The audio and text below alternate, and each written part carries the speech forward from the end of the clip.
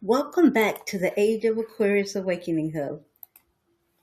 I'm Lady Individuality, and here we lighten up, tune in, and stay anchored so we keep our inner power strong as the world evolves. Let's take a couple of minutes to breathe with a donut to release anything you may be carrying this morning and breathe in good vibes.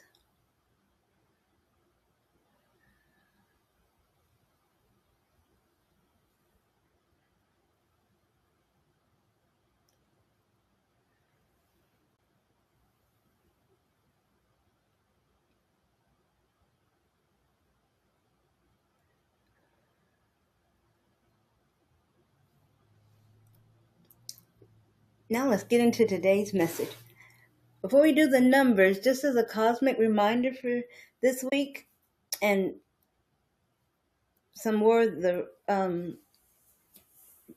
month and the next month, because as of late February 2026, we are entering a period of high retrograde activity.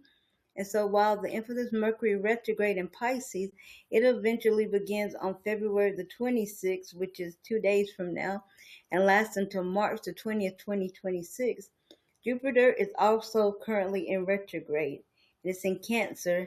It'll be in Cancer from November the 11th to March the 11th, 2026, and I'll remind you of that again later. And this Mercury retrograde that's coming up is supposed to last. It starts on the 26th and it lasts until March the 20th, 2026. So you can expect some things around communication, technology, and travel disruptions. You might have your computer's not working, internet not working, phone not working. Astrologers note this period, which actually started February the 27th, as particularly chaotic. So if you back up a couple of days and you started noticing things were like out of hand, you were in this period of retrograde. Um, and so it says featuring the start of the first Mercury retrograde of 2026 during an active, emotional, and transformative time. So it's feelings of nostalgia or the need to revisit the past issues are common during this time. You might find yourself going back into your past, but do reflect on your past because it could be fuel to boost your self-esteem or motivate you to make your future even better. But you don't want to get stuck in the sadness by idolizing your past. It served its purpose. Now it's time to focus on better things ahead. So, in a nutshell, just remember to enjoy your life, have fun, and know that retrogrades are happening and technology communication is a universal thing and it's not just you going crazy. So now today's message. Today is Tuesday, February the 24th, the second day of a universal 1 week, but it's a universal 9 day, the day of great release. And you can think of this day as spring cleaning for your life, where you prepare to enter a fresh, new, and energetic 1 day cycle tomorrow. Some of the themes of a 9 day in numerology, it's like about letting go, completion, humanitarianism. It serves the end of a cycle. Some good things to do with today's universal energy: let go and declutter. Maybe you have a physical space, a desk area that you need to clean, or clear out emails or end toxic relationships or situations. Today's the day. And it's also good to practice forgiveness, release grudges and emotional baggage, forgive a person, a debt, or even yourself. And if you do have to end a toxic relationship with someone, forgive that situation even.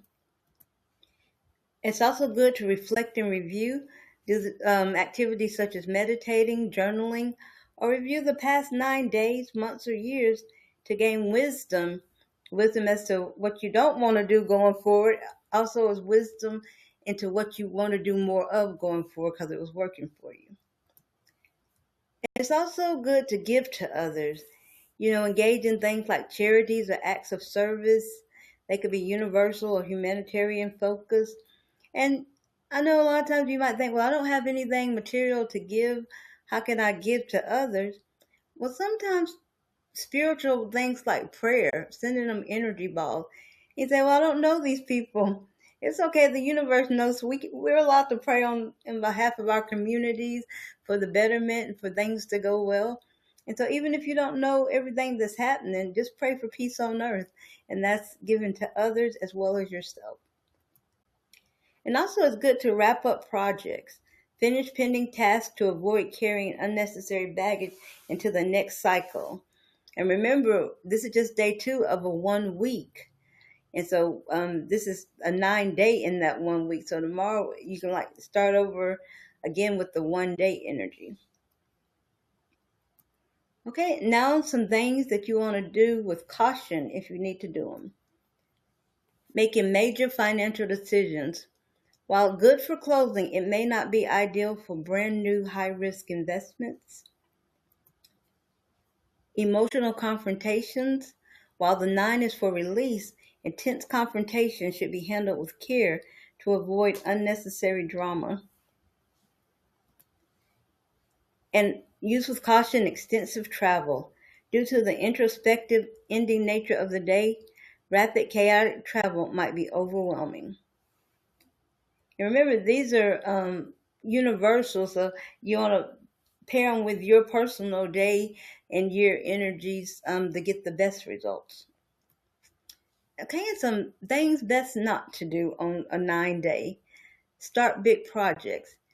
Avoid starting new long-term ventures like new jobs, marriage, or starting a business. Better to wait for the 1 energy tomorrow. And that could differ again, like if your life path is the 1, your solar is the 1, your personal energy. But this is again talking about a universal scale. And it's best not to resist change. Do not cling to things that are naturally ending. And it's best not to engage in drama. You want to avoid unnecessary conflicts, arguments, or impulsive actions. Today's affirmation: I release the old with gratitude to make room for the new with joy.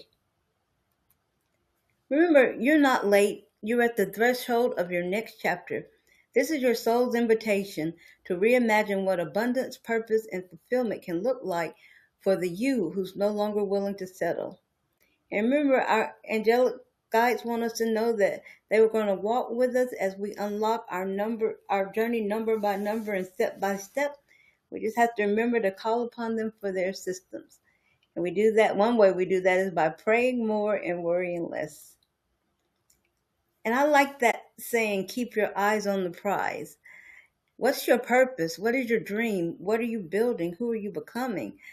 Because I find a lot of times with me and what I see in others as well, a lot of times we get stuck in the past or we get anxious about the future because we don't have a solid, concrete purpose or clarity on what it is that we want to do with our lives. And so the brain has to have some type of activity to the past that's already done worked with. And so it might take you back there and you might stay in periods of depression. And the future, it hasn't come yet. And so it might run there anticipating what all could go wrong. So when you have a concrete purpose, a dream, something you're building, something you're working toward accomplishing in this lifetime, which I refer to as keeping your eyes on the prize, you're more present. You're less likely to have those depression and anxiety things because you don't have time for it. Remember to lighten up, tune in, and stay anchored so you keep your inner power strong as the world evolves. I'm Lady Individuality. Take on these suggestions, and may the universe show you something beautiful today. Namaste.